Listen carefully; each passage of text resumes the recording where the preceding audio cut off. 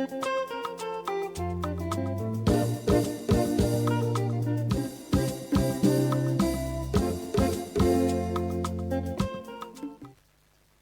viewers. Very good morning, good afternoon, good evening to you, depending on where you are watching us from. This is the CONFAB on Esteem Radio Vision, and we are located at Obokun Avenue. Thank you so much for choosing Esteem Radio Vision as your number one viewing platform. And don't forget that we'll always be here for you.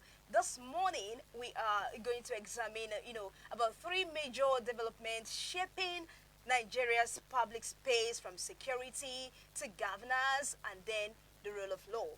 I am Chidima Abel. And then from the first sector also, the NNPCL says ongoing price competition could bring relief to Nigerians as petrol prices fall sharply amid a deregulated market and new refining capacity.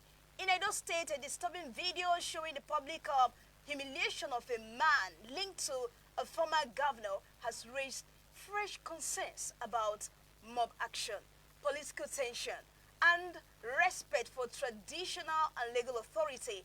And then in the north, reports suggest suspected terrorists are relocating after recent U.S. airstrikes, with communities in Benue and Sokoto already raising alarms over new security threats. Together, these stories raise pressing questions. Is Nigeria's system working for the people? Are institutions strong enough to protect citizens? And what should Nigerians expect in the days ahead? We will be breaking it all down with our analysts, so stay with us. This morning on the CONFAB, we have two important analysts, Dr. Henry DURU, a doctor, a lecturer at the Nnamdi Azikiwe University, Oka. Dr. Henry, you are welcome to the show this morning. Thank you very much. It's my pleasure being here today. Okay, thank you, sir. We also have Mr. Ajiboye Ohunayo. You are welcome, Mr. Ayo. Well, thank you very much. At least you got my name right again. These two times you've gotten my name right. Glory be to God. Okay, we'll just be going straight to the very first story. Fuel price war will benefit Nigerians. That's what the headline is saying. Fuel price war will benefit Nigerians, says NNPCL chief. The Group Chief Executive Officer of the Nigerian National Petroleum Company Limited, Mr. Bayo Ojulari, on Sunday assured Nigerians that ongoing price competition in the downstream petroleum sector will ultimately benefit consumers. He described current market tensions as a natural consequence of Nigeria's transition from total import dependence to domestic refining. In fact, Punch report that the NNPCL boss made the remarks against the backdrop of an intense price war that has seen petrol prices crash from over 1,200 naira per litre in November 2024 to as low as 739 naira per litre at some retail outlets in December 2025, this very month, driven primarily by competition between Dangote Refinery, NNPCL, and then independent marketers. Now, clarifying NNPCL's role in the deregulated market, Ojulari emphasized that the company is no longer responsible for petrol product pricing or regulation under the Petroleum Industry Act. He even stressed that NNPC has been instituted by PIA to become a commercial company, which means a company that needs to compete profitably and be successfully profitable. Now, Ojulari disclosed that NNPCL no longer receive federation allocations and must raise finance independently like any other business. This is actually where we are going into now. Now, I want to come to you, Professor Henry.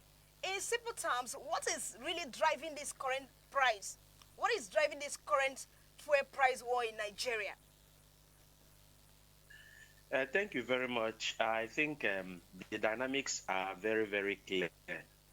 Before now, we are almost doing zero local refinery, zero local refining. We are not able to refine our crude here. So what we were doing was to import almost everything that we are to be used domestically. But with the coming up of Dangote Refinery, the old structures of petroleum product distribution domestically were actually distorted.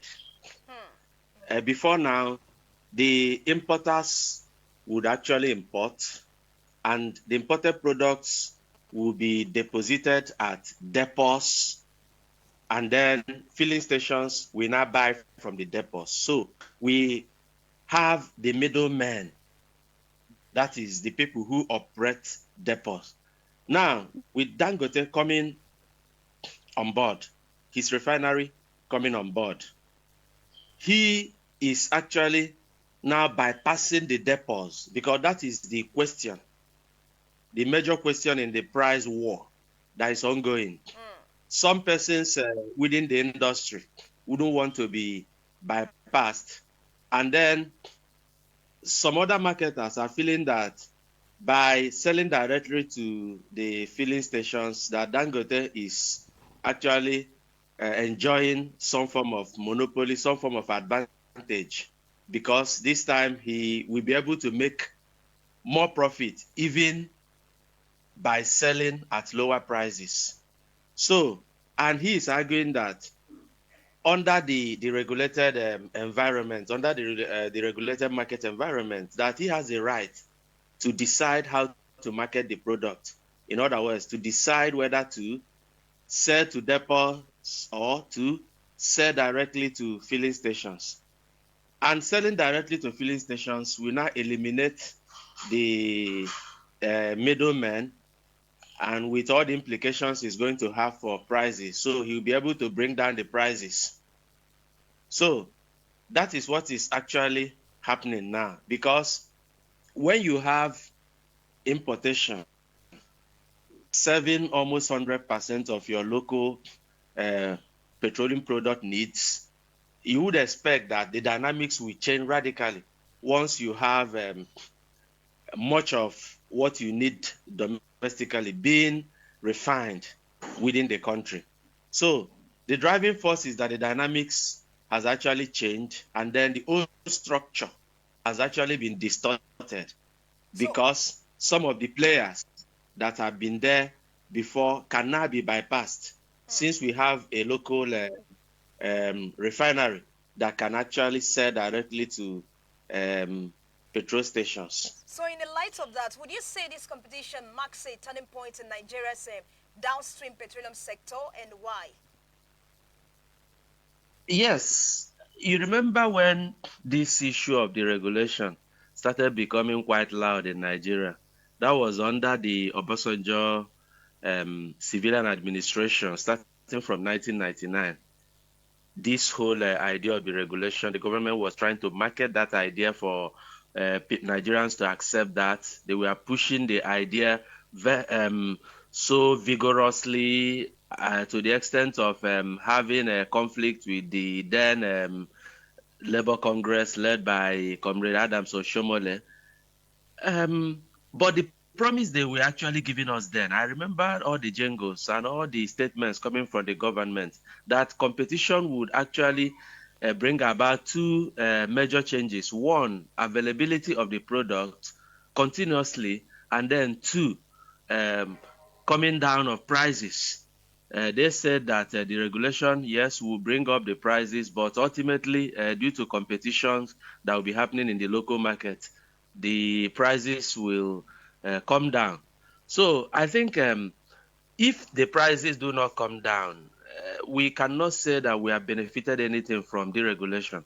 So I will say that, yes, positively, it's a change that we actually desire and that should be expected. Otherwise, the whole idea of the regulation wouldn't make any sense.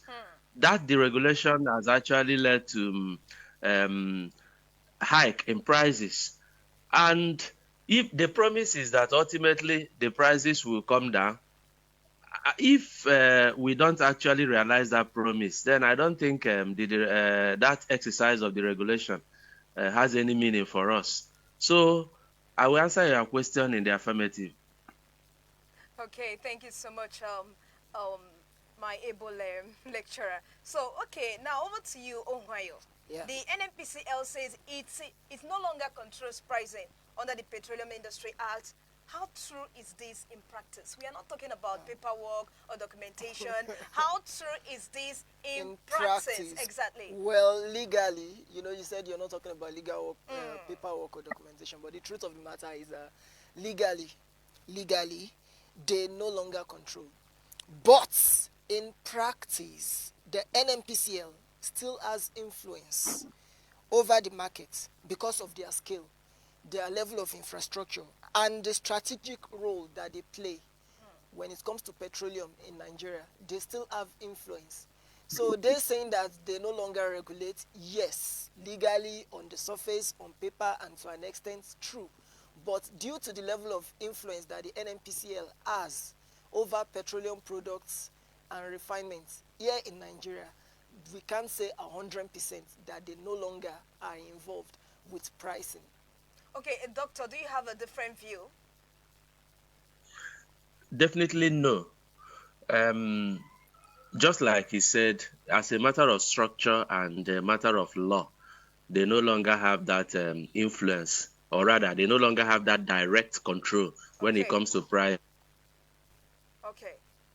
So who benefited most from this price war? Hello?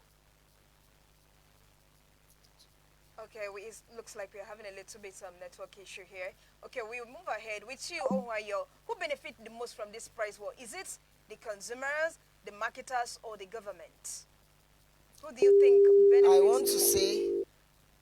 What I want to say is this price war, well, if it's consistent, if the deregulation is consistent, then 100%, I will say definitely the consumers will benefit. Because lower prices helps the consumer. It saves money, which can be channeled into other economic boosting activities.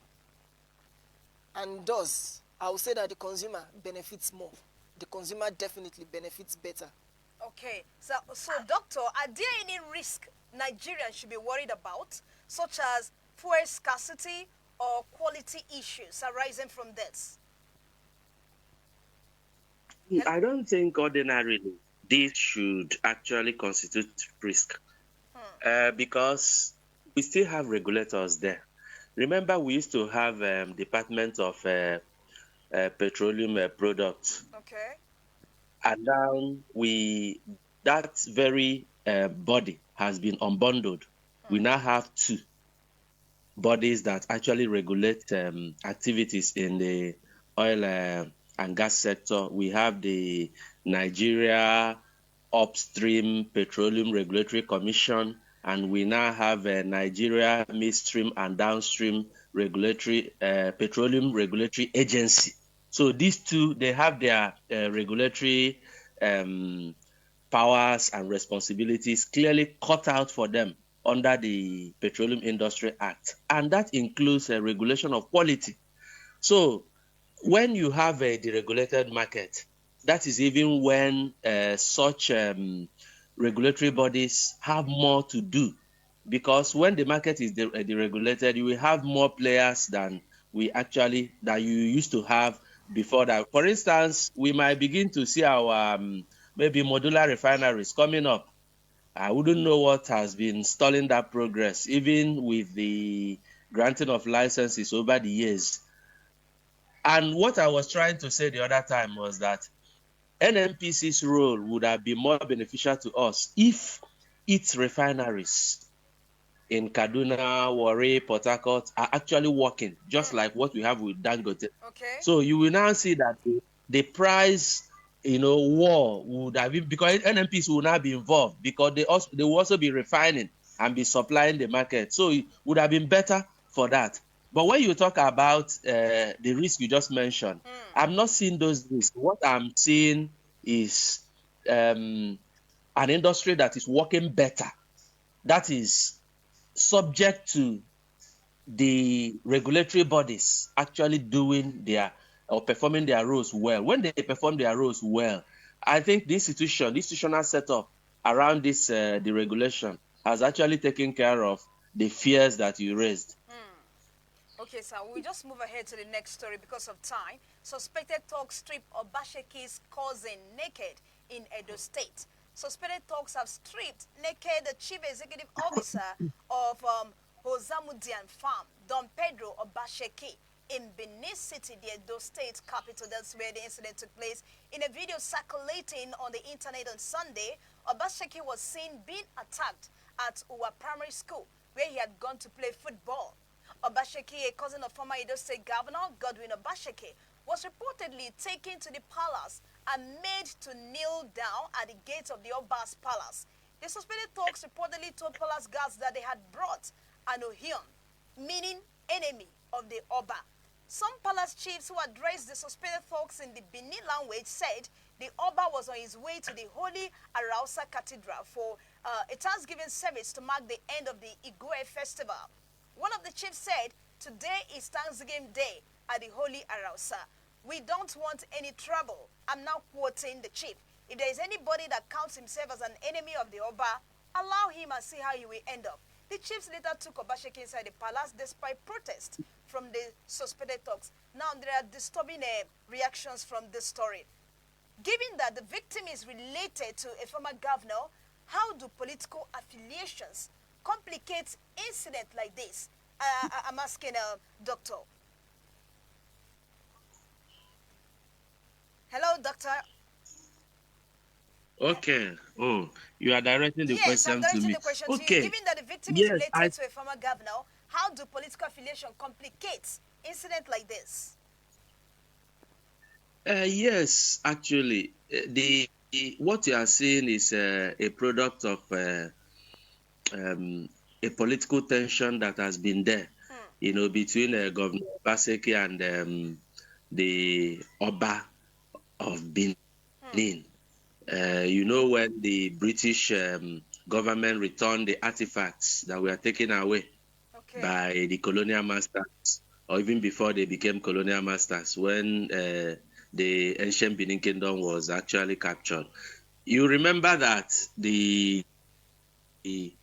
that Oba was actually claiming that those things belonged to the palace, whereas the governor wanted it to be part of a museum that the state government would actually build. So eventually the government of President Buhari intervened, and the matter was settled in favor of the palace. So, and there has been other issues, including the allegation that some rivals to the Igwe, some people in the opposition, within the context of the community politics, had to appeal to the governor to create a particular traditional council, which the Oba saw as a challenge to his own throne. And then the governor was positively disposed to doing that. So what we are seeing is an end product of a lingering political tension. And as you asked, how does a political affiliation complicate? In fact, this is one of the complications you can see with political where we have a former, political setup. Can you still hear me? Yes, I can. Yes, we can hear you. We can hear you. Yeah. So because what makes it actually complicated is that we have 2 layers of political setup. So political setup that is constitutional, where we have the local government, the state government, the federal government. And then we also have the traditional setup, which is informal, even though recognized under chieftaincy laws of the various states.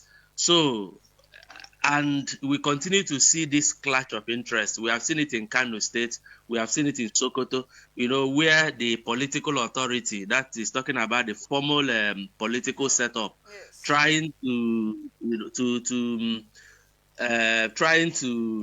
control, trying to control the. Hello? Okay, while we are still waiting for him, let's go. One of such, and in some of such cases, we have seen traditional rulers removed or suspended by state governors. That's true. We saw it in Kano, we have seen it in Sokoto, and in some other places. But what I'm saying in all this is that what was done to Don Pedro Obaseki, Dr. Don Pedro Obaseki, is something that is condemnable. Yes, because he has the right to hold opinion. Remember, even the president of this country has opposition. And those of us that are even private citizens, we criticize the government using platforms like this, using social media. People call the president all sorts of names and all that. And if the president sends thugs against anybody, all of us will actually criticize that. Or if he sends the police or DSS, everybody. So the Oba, should actually, or anybody that is supporting Oba, maybe, because I wouldn't want to say that he was the one that sent the thugs, but anybody that is actually supporting the Oba should come to terms with the realities of the modern socio-political and legal setup, where people have freedom of association, where people have freedom to affiliate. Someone can even say, I don't recognize this authority anymore, just like what we are seeing in the UK. Remember, the government, the monarchy in the UK used to be an absolute monarchy, where the king or the queen, wielded both legislative and executive power and could even sentence people to death. And all this continued until around, I think, 1666, when the revolution, the British Revolution, the English Revolution occurred. And gradually, the powers of the monarchy, were whittled down, and today it's constitutional monarchy that is now subject to the elected democratic government. But up till now, some people are even calling for abolition of the British monarchy. Some people in UK, calling it a relic of a of an authoritarian past. And we haven't heard that they have been arrested, that anybody has gone, that the authorities have, or the palace has sent anybody to go after such persons. That is the same thing that should obtain here. Just the way we disagree with our government, our president, our governors, our legislators, and all that, people also have the right to disagree with traditional authorities. And when somebody now, crosses the boundary by maybe defaming whoever that is in that authority or whoever that's what, then those people should now leverage the due process channels, like going to court to file suits for defamation. Or if there is any crime, those people can report to the security agencies. People may be arrested, prosecuted, may be punished. So there is no need actually relying on self-help, because what we saw there is jungle justice. Those people, they are still living in the past. The past of the absolute monarchy of the ancient Benin Kingdom, when the king could pronounce anybody, guilty of a crime, and then justice will be meted out based on the pronouncement of the Oba.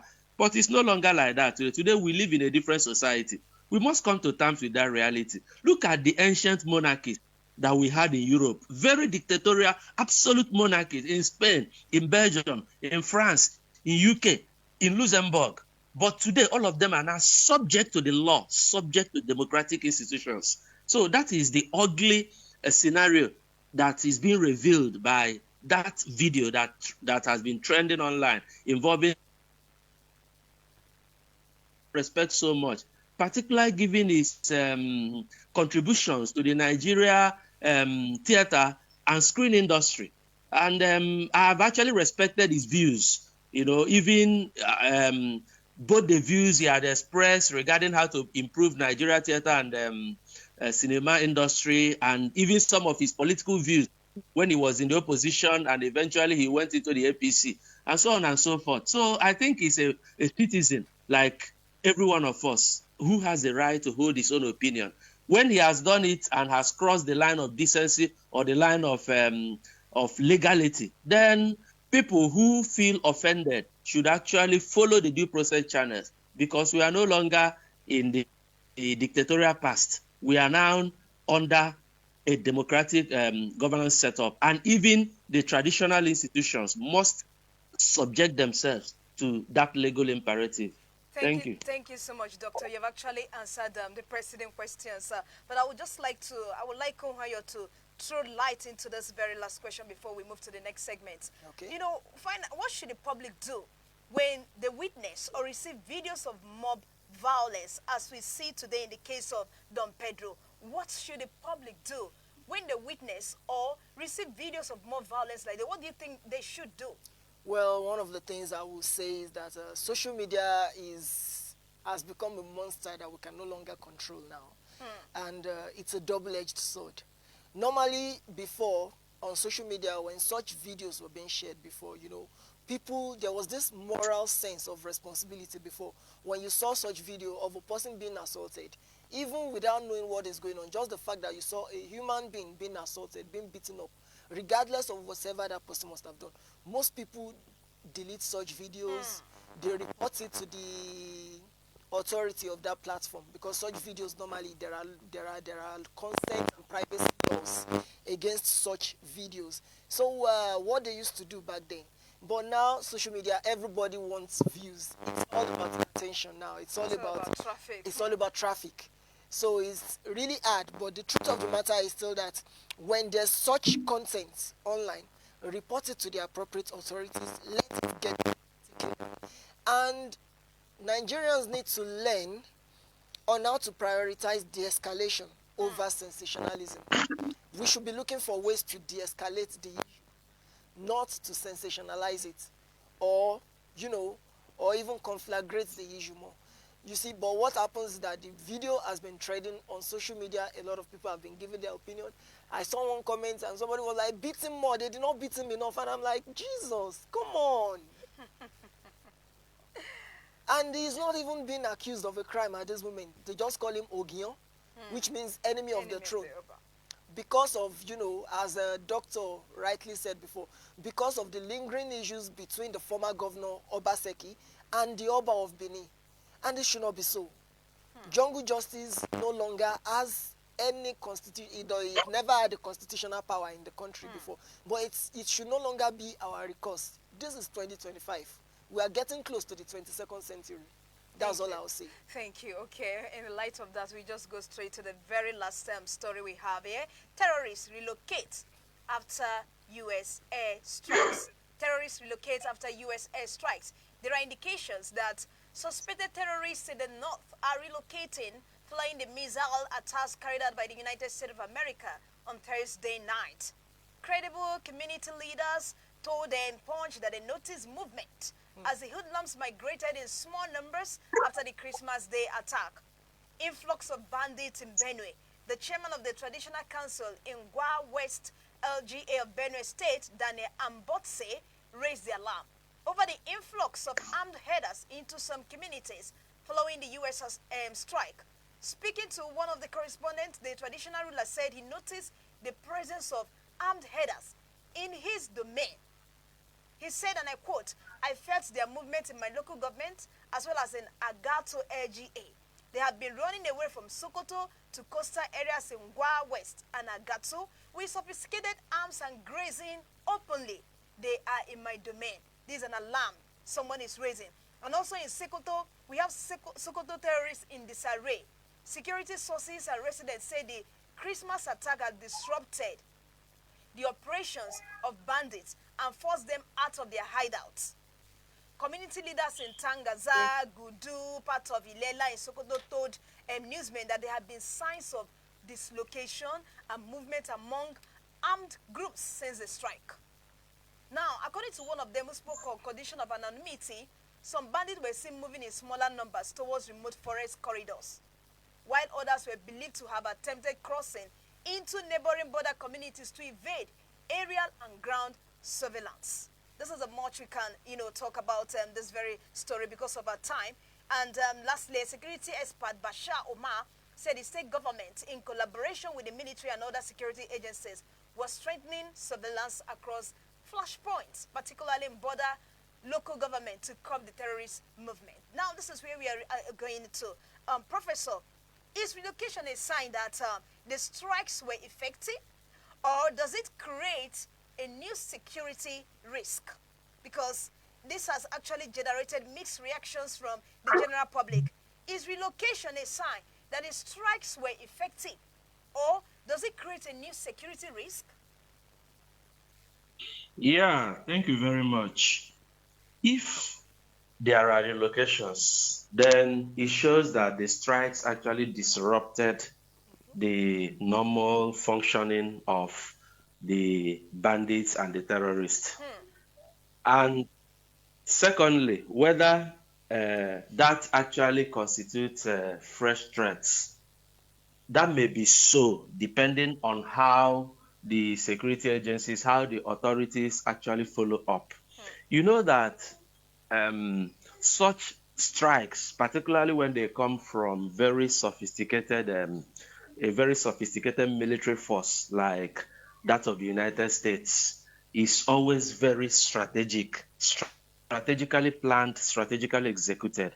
Before now, we have actually got the news that the U.S. Military has been carrying out reconnaissance operation around Nigeria, that is trying to gather data that reconnaissance planes were actually detected flying in from Ghana, where U.S. has a mini air base that they have been, monitoring, going around. And, they do those things in order to get precise data as to the location of those persons, so that when they actually strike, the strike will be delivered with precision. They made use of Tomahawk missiles, and you know that Tomahawk missile, the cheapest one costs about $1 million. So, and that's about 1.5 billion naira. And the report has it that they used about a dozen of that. So you don't waste. It's not something that you waste. I remember about a year ago when the Chief of Air Staff of Nigeria was talking about the Tucano jet, which Nigeria Air Force uses, saying that before they can actually use one of the rounds of ammunition, that they have to be so sure of the target, because one costs about $100,000 to buy one. And you know what that is today when you talk of you are talking about 100 million naira, or they are 100. So when the US has struck in this way after weeks of reconnaissance, know that they actually chose a very strategic point to hit the terrorists. And so I wouldn't be surprised that there are movements that it has actually distorted whatever they are doing. The pictures, the images released by the U.S. Department of War, former Department of Defense, actually shows that buildings were destroyed. And of course, if those things are buildings that are hidden somewhere in, some remote areas in Sokoto State, those buildings should be strategic, yes, for storing of weapons, for storing of munitions, and for planning of operations. And that could be the abode or the base of some of the top commanders, the people who operate in cells. By the time you deal a death blow, for instance, to their headquarters, so to speak, if there is any word like that to describe them, it tends to actually distort what they do, because they are distributed in cells, and some of those cells don't actually have direct relationship with each of them. All of them, they relate to the headquarters. That is the way terrorist groups actually organize themselves. So to make sure that destruction of one cell does not actually affect the other. And so, but by the time you apply the strategy with the US, Israel, they use, which is to attack from the head, once they decapitate, the thinking head from where everything is being coordinated, it tends to actually disrupt their operations. And that is what I feel that has happened. But another thing is that the report we got showed that the reconnaissance that they did was not actually limited to Sokoto. So meaning that in coming days, there is a possibility of more strikes, because you are talking about a war to eliminate terrorists. You are not just trying to disrupt them, because when you disrupt them, they have a way of being resilient. They try to amass their men, their fighters, to start again. Okay. So I think even the reported movement, I believe, is also being tracked. Yes, even the reported movement is also being tracked. Yes, I believe that is still also being tracked, and I still believe that there will still be more strikes in the coming days, because the place where Boko Haram and then ISWAP terrorists are even concentrated in the northeast, no strike has even been done there.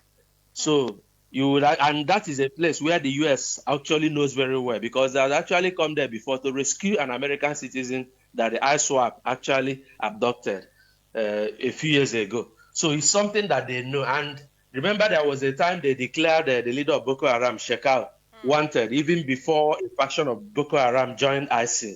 They declared him wanted. So meaning that they actually knew of those persons operating in that part of Nigeria and around the Lake Chad basin. So what I will say is that whether it is a risk or not will be dependent on how the authorities actually follow that up. And I think with America being there, they have had that experience of fighting terrorism more than any country in the world, because they have done it in America, in Europe, in Asia, and in Africa. Remember, they have been in Africa for a long while, fighting terrorism in Somalia for many years now. So they have the experience. So I believe that if this cooperation between them and Nigeria is sustained, that at least even if it doesn't completely decapitate terrorism, it will actually give us some relief. Thank you. I will come back to you again, Doctor.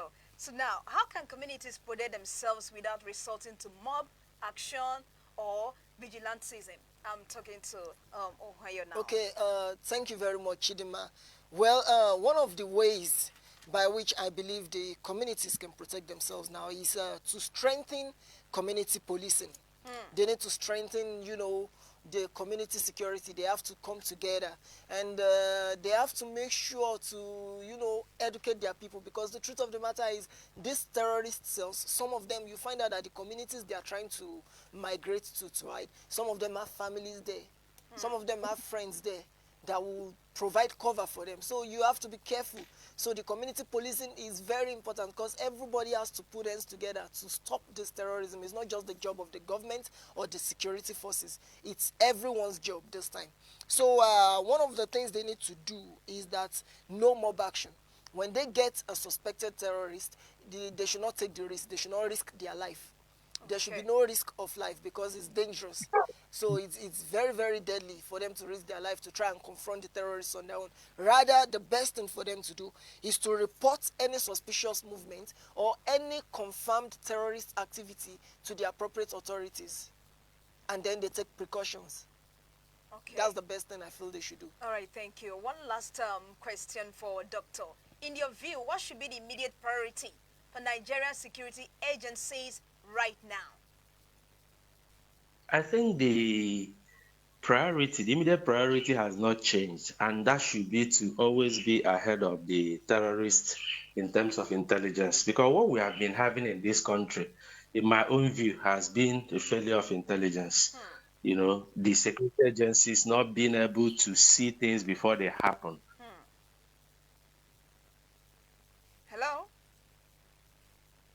Herdsmen, concentrating in bushes, unknown gunmen in the east, and you begin to ask questions. For these people to actually concentrate in this large number and then dig in, it did not just happen in a day. It took days or weeks or even months of amassing of humans, trafficking of arms, ammunition into those places. So how did they actually evade all the security setups here and there? So it shows that people can move in that large number and concentrate. People can move all the way from the deserts of far north Nigeria, even those who came in through Niger and other countries, and move all the way hundreds of miles from there down to Benue State without being detected, because they didn't just appear like spirits.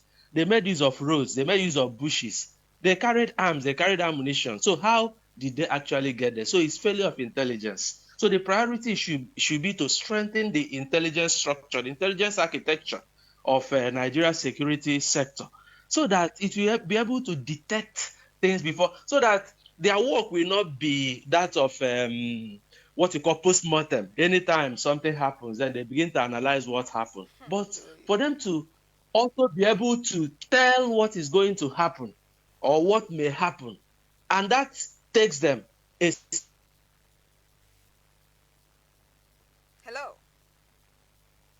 something that looks like victory over the terrorist. Okay. So that's, in my view, should be the immediate priority. All right, thank you. If you're just joining us, this is the CONFAB on Esteem Radio Vision. And we have been saying a lot about prices fall, security concerns, and tensions playing out in public places. Stay with us and don't forget to like, comment, and also share. Okay, before we wrap it up on the show, I also want to hear from you, Okay. Ohunayo. In your view, what should be the immediate priority away from what Doctor has said? Okay, the immediate priority of the Nigerian security agencies. Well, Doctor has said it all. Has said it all. One thing the Nigerian security agencies need to deal with now is learning how to predict attacks before they happen. You know, it's one thing that I cannot help but like admire the American security forces for, the CIA, the FBI, you name it. They have this way of anticipating the threat even before it materializes, and that's something Nigerian security agencies need to get on top of. You know, enough of reaction after it has happened. No more post-mortem activity. We want event activities, let me phrase it that way. So one of the things they need to do now is to strengthen intelligence-led operations. No more gut feeling operations. They have to intensify on gathering intelligence. They have to probably change the old strategy of gathering intelligence, since it has been proven to not really be working that much. So they have to change that. They have to restructure, get a new way of gathering intelligence.